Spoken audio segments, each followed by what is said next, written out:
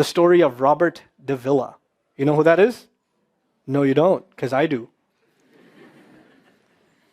3 months ago, I gave khutbah in Fort Worth. I haven't been to that masjid in 4 or 5 years, and they invited me for some reason, and I went. And I gave khutbah there. My khutbah was about dua. An Egyptian fellow comes up to me, a young man came up to me afterwards, he goes, Allah fulfilled my dua today. And I said, what's your dua? He said, my dua was that Nu'man Ali Khan should meet Robert de Villa. I was like, are you Robert de Villa? He goes, nope, I am not Robert de Villa. Robert de Villa is my friend. But I think Allah is fulfilling my dua. I was like, fire away, I want to know. Robert de Villa is a young man who lives in a town 40 minutes past Fort Worth. He was a farmer, young guy. And he was hit with some sort of genetic disorder that kicked in later on in his life, and he became paralyzed from the neck down. And he lives in a nursing home. Most people in that nursing home are 90 years, 100 years. They're really, really old people. And then there's, his room where he's paralyzed neck down. He's the only 30-something-year-old that is in the nursing home, okay? And he's been in that nursing home for the last 10 years.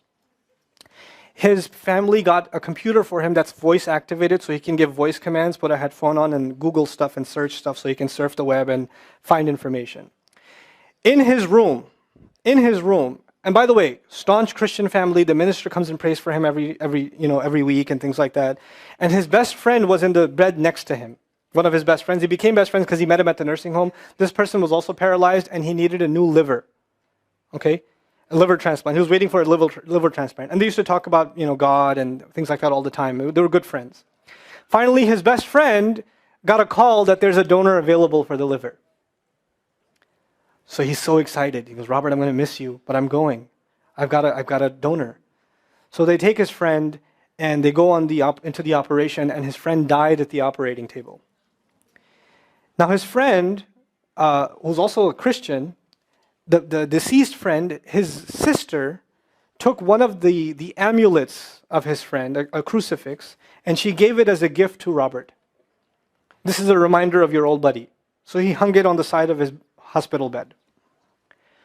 Robert de Villa lives a pretty decent life in there. The nurses take care of him. He's a happy guy. And one day he goes to sleep and he sees a man in his dream.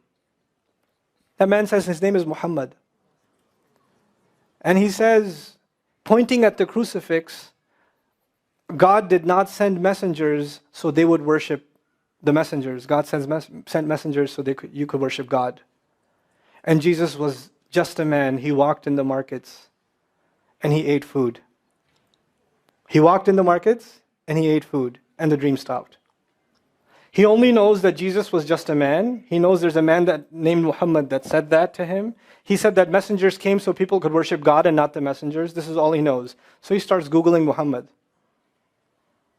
He finds Islam. He takes Shahada. When he takes Shahada, he wants to learn about the Quran. So he goes on these chat sessions and finds somebody needs to teach me Quran. He finds a brother in Egypt that he gets together with on Skype to try to learn Arabic. Learn the Arabic alphabet. Once he learned the Arabic alphabet, he learned to recite the Quran. He memorized 10 surahs from his hospital bed. Then he said, I'm beginning to memorize the Quran, and I'm beginning to learn about this prophet, but I need to understand the Quran. So he starts Googling how to understand the Quran. And for some reason, he ends up on my videos. And he starts watching my stuff. And he watched almost everything. And then here's the kicker. In the nursing home, there was an Egyptian fellow that used to come in and do some repair work. The Egyptian fellow has his own awesome story. The guy had basically lost faith. He wasn't religious. The nearest masjid to him was 50 miles away. So he didn't really go to Jum'ah much anymore. But he felt a spiritual void, so he started going to the church just to feel closer to Allah. Raised Muslim. He goes to the church just to feel closer to Allah. He's passing by Robert's room one day and he hears وَالْعَصْرِ إِنَّ الْإِنسَانَ لَفِي خُسْرٍ. So he walks into his room and says, Robert, what are you listening to? Robert says, nothing. That was me. And the guy says, you're Muslim? He goes, yeah, I became Muslim. And now this friend is in shock. How does Allah guide someone in the middle of Churchtown, USA, in a nursing home, with a crucifix on the side of his bed that he doesn't even have the physical strength to move. And the guy himself says, I want to come back to Allah. So he tells him about his, the friend he found online, Norman Ali Khan. So the Egyptian fellow starts watching my videos. And then he says, I wish I could meet him one day. And he says, okay, I'll pray for you. And after 5 years, that Egyptian friend shows up at the same masjid that I haven't been to in 4 years. And after Jum'ah says, I think Allah wants to fulfill my friend's dua and my dua. So I said, I think He does. Let's go. So I took a few of us and we went. And we met with Robert. We had a beautiful conversation with him. And inshallah, for Eid, we're going to go to his nursing home again. The nursing home was pretty shocked. You're all here to meet Robert? Like, yep. Yep. Why do you want to meet him? He's an inspiration. I'm like, okay, let me check if we can. And they had to call the hospice administrator and all this stuff, and then eventually let us in. And Robert's in shock. And then I meet with Robert, we're talking, and I was like, hey, Robert, so I heard you memorize some surahs. He says, yeah. Can you recite one for me? So he recited Surah Al-Asr. Not one of us was not crying. We're just in tears. When somebody turns to Allah, don't worry about the means. Guidance will come. Balance will come. I want to tell you some more about Robert because young guys are here. Young guys that play basketball. Young guys that are healthy. Young guys that have ambition. I told you what's his paralysis, from where to where? Neck down. He has a special wheelchair that has to hold pretty much every part of his body in place. He can't just sit in a wheelchair. It holds his neck and it holds every other part of his body in place because he has no control over his limbs. And he has to have a special van where the wheelchair locks in so that if it goes through a bump or whatever, he doesn't, receive the shock. So he made a request. He wants to go to the Friday prayer. They didn't have the special van, so they put him in a regular van. And so he went in the regular van and a few bumps and his spine got even more hurt. He went to Jumu'ah. He came back in excruciating pain. And they said, I'm sorry, Robert, you're no longer able to sit in your wheelchair. You're going to have to stay in your bed for the next 6 months at least. If you see recovery, then you can get back up again. I met him in that span. He had already been in that bed for 3 months already. And the reason he was in that bed is he went to the Jumu'ah prayer. And he told me about the Jumu'ah prayer. He said, I've never felt more peace in my life than I was in that masjid. And you know what I'm going to do, Brother Norman? When I can sit in my chair again, I'm going to go to Jumu'ah. I'm going to go to the masjid because I've never felt like that before. There's someone who has nothing but control over his mouth and his eyes. And he says, I only find peace in the masjid. And here we are. These masajid, I don't care what ideology, what school of thought, what they're talking about in the masjid, what fitna is there. I don't care. It's still Allah's house. Just go to pray. Don't go there to talk to people. Go there to talk to Allah. Just go to talk to Allah. You're just going for you and Allah. That's it. That's it. Other things will come, but you're not going for them. You're just going there to find peace.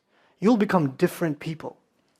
If Allah can guide Robert de Villa, Allah guide everybody. And then he said, sometimes I wonder why Allah put me in this position. And then I say to myself, what am I kidding? Allah has given me so much. I am so grateful for what He gave me. And if this is the way He was going to bring me to Islam, it's all worth it. So worth it. You have Muslims that lose a little bit of health and they say, why is Allah doing this to me? And this man, if you would think, nowadays atheists argue because of suffering, there's no God. If one man has in a position to say, I don't believe in God. If there was a guy, why would I be in this position? It would be Robert de Villa. That guy would say, I don't believe in God. If there was one, why would I be in this mess? And yet he's in this position, and I've never seen a face with more nur. Never. I've never seen a face that has more contentment on it. He's so satisfied with life. He's so happy. He's just happy. The last 7 or 8 khutbahs I've given are actually based on one sentence each on one sentence that he said in his conversation. Is that profound? He's a teacher to me. I consider him a teacher. He's my sheikh. Somebody says, who's your sheikh? I say, Robert de Villa. Really? Is that a pizza place? Or no. The guidance is all around us. You don't have to get worried about what's not there. There's plenty there. You know what Allah did for the people of the cave? You know He even guided them in where to sleep. You know He even guided them on where to turn. As the sun was coming, they'd turn away from it. As the sun came from the other side, they'd turn the other way. Allah will guide you in your sleep when you make dua to Him. He'll even guide you in your sleep.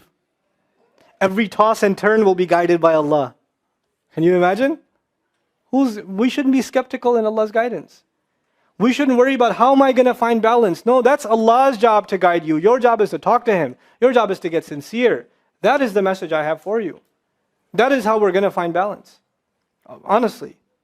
And if once you do that, once you become sincere to Allah, Allah will open doors. Allah will give you friends. Allah will give you teachers. Allah will give you access to resources, all of which are going to bring you closer and closer and closer to Him and to the truth and make life better for the people around you. This is really the gist of what I wanted to share with you. I don't want to speak longer. I've spoken too long already. I love coming back to